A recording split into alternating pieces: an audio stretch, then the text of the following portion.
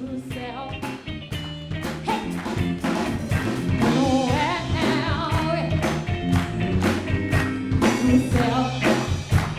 Muito bem, estamos de volta aqui, Rede Vida, o canal da família nesse programa Mundo Melhor. É o que nós queremos, fazer um mundo melhor.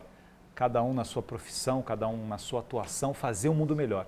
Olha, se você quiser trazer a sua escola aqui, ou trazer a sua paróquia, ou trazer a sua comunidade, hoje o Padre Rosalvino esteve na semana passada com o pessoal de Itaquera, está aqui de novo com a gente, obrigado, Padre. Mas se você quiser participar do programa, trazer o seu grupo aqui, fazer sugestão, nosso e-mail é mundomelhor@gabrielchalita.com.br.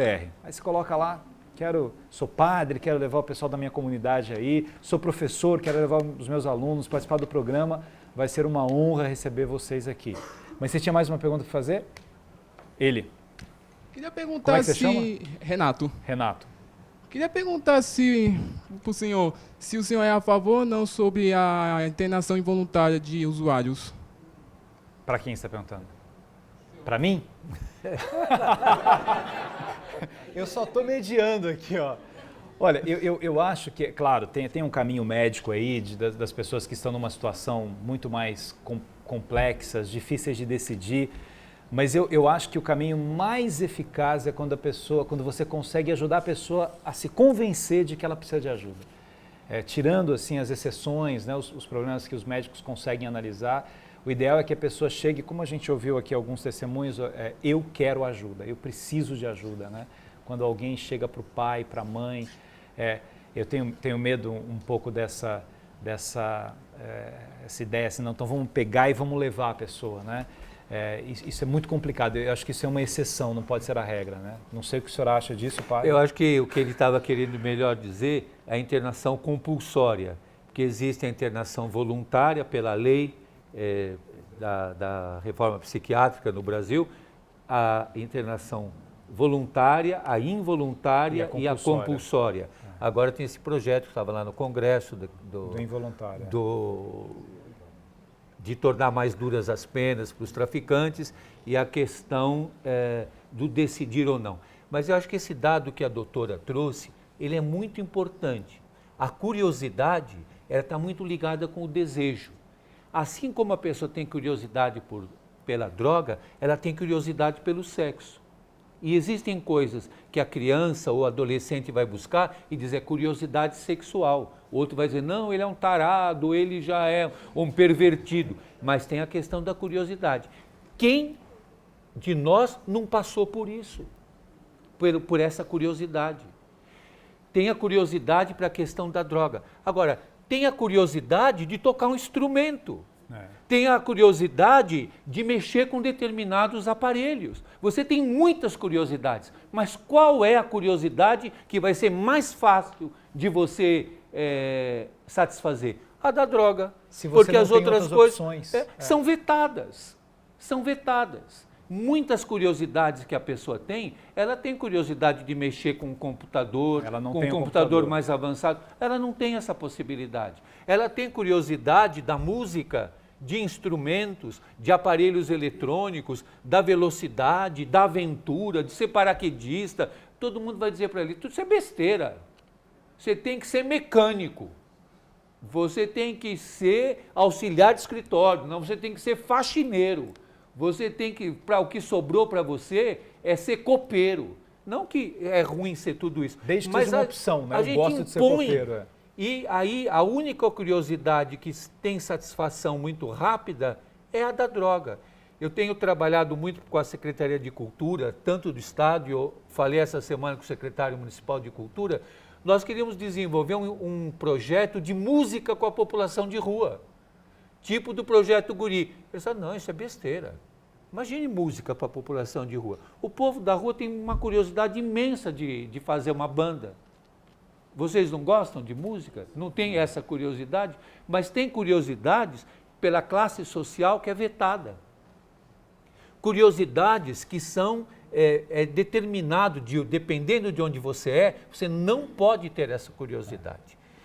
Então, uma Matam criança... o seu sonho, né, padre? Matam o seu sonho. Mata o sonho, a curiosidade, o desejo, a vontade de determinadas coisas.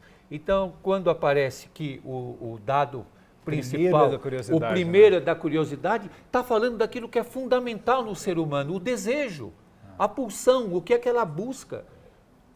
Tem coisas que você pode matar a tua curiosidade, tem outras que não.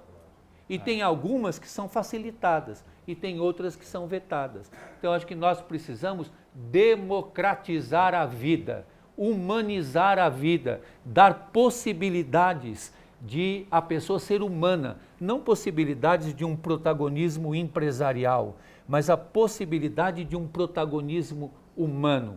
A gente não pode ficar administrando sonhos, a curiosidade e os desejos das pessoas. As pessoas têm que ver que é possível ser humano, que é possível encontrar caminhos e que essa única curiosidade que possa ser satisfeita não é essa que vai ligar uma chavinha, que é a chavinha que vai atrapalhar. Tem tantas outras chavinhas que precisam ser ligadas. Acho que isso que nós temos que fazer. Vamos falar aqui com os outros voluntários lá. Quem quer contar um pouco a experiência? Como que você chama? Boa noite a todos, meu nome é Alex. Eu sou dependente químico em recuperação. Estou caminhando aí para 1 ano de sobriedade. E a minha história não é muito diferente da maioria. Cidade, Alex? Eu sou de São Paulo, da Zona Norte. Eu, quando novo, não tive meu pai, né? O que também não justifica eu ter buscado o caminho das drogas. E eu concordo muito com o que o padre falou, né? Eu tinha uma fragilidade. Eu encontrei na droga um amortecedor psicológico para aquilo que eu não sabia lidar dentro de mim. Né? Minhas carências, a falta do meu pai, não ter uma opinião formada em algumas coisas. E através disso eu busquei meus ídolos na rua, onde eu trouxe para mim as crenças e os conceitos deles, né? Querendo viver uma vida que não era minha. E tudo isso foi me frustrando cada vez mais. Eu tinha 12 anos quando eu comecei. Tudo isso foi me frustrando cada vez mais, onde eu me afastei da escola. Tive N problemas com a justiça, né, a vara da infância e juventude, depois de maior de idade, né? Tudo pelo uso da droga. Eu fui chegando a esses... Você tem irmãos? Não. Você era filho único? Eu era filho único. Eu tinha irmãos por parte de pai, mas que meu pai sumiu. Meus irmãos eu também não sei nem o paradeiro. Até hoje, na verdade, eu não sei do paradeiro nem do meu pai, nem dos meus irmãos. E sua mãe?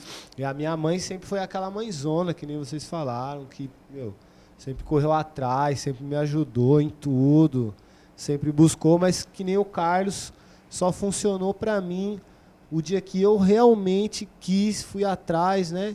Inclusive na metodologia que eu sigo diz que pode se amarrar, pode se rezar por ele, pode se trancar, chicotear. Comigo só funcionou pra mim esse caminho novo, né? A partir do momento que eu quis realmente do fundo do meu coração. Isso não quer dizer que eu não concordo com a internação involuntária. Eu concordo sim, porque tem pessoas que estão num estado que elas não estão aptas a decidir por elas mesmas, então elas precisam de uma intervenção para não perder a própria vida. Né? Porque eu compreendo muito bem o pai ou uma mãe que interna involuntariamente um filho, né? Porque ela tá numa sinuca de bico. Né? Enquanto o filho dela, dependente químico, passa a noite inteira sob o efeito de uma substância arriscando a vida dele, né? A minha mãe, no caso, ela passava a noite inteira sóbria, desesperada, lidando com aquilo sem nada para anestesiar, sem nenhum tipo de substância. É lógico que ela iria me internar, né? Que o medo de perder o filho é muito maior do que fazer a vontade dele e deixar ele do jeito que ele tá, né? Como é que é a sua relação com a sua mãe agora? Maravilhosa. Hoje em dia é maravilhosa. A minha mãe... que nem a doutora falou, né, ali ela falou sobre a codependência, né? É muito interessante que a família do dependente químico procure ajuda para lidar com a codependência dela, né? É tão importante quanto o próprio tratamento do dependente químico, né? Funciona em sintonia. Se isso não tiver uma essa pergunta, como é o teu nome mesmo? Alex. Alex, uma coisa que é importante, a tua mãe sofreu tanto, e aonde estava um CAPS daquele bairro para ouvir sua mãe, para ajudar sua mãe, para poder apoiar. O que acontece é que as pessoas não têm uma rede de política pública que dê suporte humano para a pessoa que está adoecida. Ele deu bem o diagnóstico do adoecimento da família e a família não tem apoio, não tem quem ouça, quem acolha. Né? Ele está dizendo, ela não tinha nenhuma substância química para usar, para suportar o sofrimento que ela estava, mas ela precisava ser ouvida, acolhida, dá para ela instrumentos para ela lidar com essa codependência. Então, além da política humana, de sociedade, de humanidade, a gente precisa ter o atendimento, uma rede de CAPs que faça o trabalho com a família e que apoie essa família, porque é uma vergonha a mãe sofrer desse jeito e não ter aonde recorrer. Sim, tanto que lá na clínica que a gente trabalha lá, né, do pessoal aí, a Carpe Diem, a gente tem esse tipo de tratamento, com as né? famílias, né? A gente trabalha tanto com o dependente, né, quanto com a visita, né, quanto com o familiar Carpe Diem é uma clínica paga. Sim. As pessoas pagam. Agora, por exemplo, uma pessoa que é caro o tratamento assim na Carpe Diem, mais ou menos? A média de mensal é R$2.000. A média mensal de R$2.000. R$2.000, isso com toda a estrutura, inclusive alimentação e estadia. Certo. Uma pessoa carente, doutor, uma mãe acompanhando o programa assim, o filho está do lado, eu falo assim, eu preciso ligar para alguém, eu preciso procurar alguém. A gente está falando para o Brasil todo, né? Que primeiro lugar essa mãe tem que procurar? Então, idealmente, CAPS, álcool e drogas, que é do Sistema Único de Saúde. Nas regiões onde não existe o CAPS, álcool e drogas, uma unidade básica de saúde que vai ver na região onde pode buscar um serviço especializado. Às vezes, até dentro de uma universidade, não necessariamente só um CAPS. E, por último, um pronto-socorro do SUS, pedindo ajuda, dizendo como o filho está grave, porque a internação involuntária a gente só faz quando existe um risco de morte. Quando a vida daquele indivíduo, como o Alex falou, está ameaçada, senão isso nunca é feito, como o próprio Chalita falou, né? Então, eu acho que são esses os serviços que nós temos no SUS, e se você procurar, nós vamos na rede procurar o que tem. Está faltando? Lógico que está faltando. A política é nova. Está faltando no Brasil inteiro, né? A política tem 13 anos, essa política de CAPS tem 13 anos. CAPS, álcool e drogas, então, tem menos que isso. Então, um país jovem que vai ter que rever sua política. Agora, tem algum telefone, será nacional disso hoje que as pessoas procuram? Não, é posto de saúde, né? É o ideal. O ideal é a unidade chegar no posto básica de saúde, porque lá tem toda a lista da rede local. E quem decide se é caso de internação ou ainda não é caso de internação também é o médico, né? É o médico que acompanha isso. Médico. Você quer... Eu tenho um trabalho que é feito, que foi fechado com a Prefeitura de São Paulo há 3 anos, já se faz 3 anos, que se chama Projeto Tenda. Ele é um projeto para morador de rua, né? E muitas mães hoje, essa hora, sabem que seu filho está na rua e não sabem nem como ajudar. Então, em São Paulo, com o Projeto Tenda, seria um trabalho que é feito por nós, né? Eu sou responsável desse trabalho, eu e minha filha trabalhamos nas tendas de São Paulo. Temos algum apoio com alguns CAPs, que as próprias assistências sociais ligam para a gente, pede ajuda, né? Então, existe em São Paulo...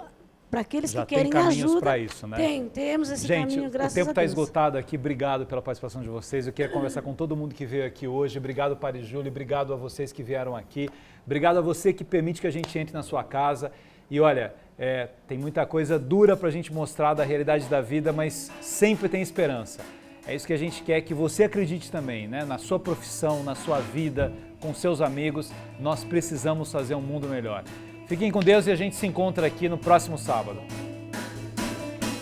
De uma maneira saudável. A vida me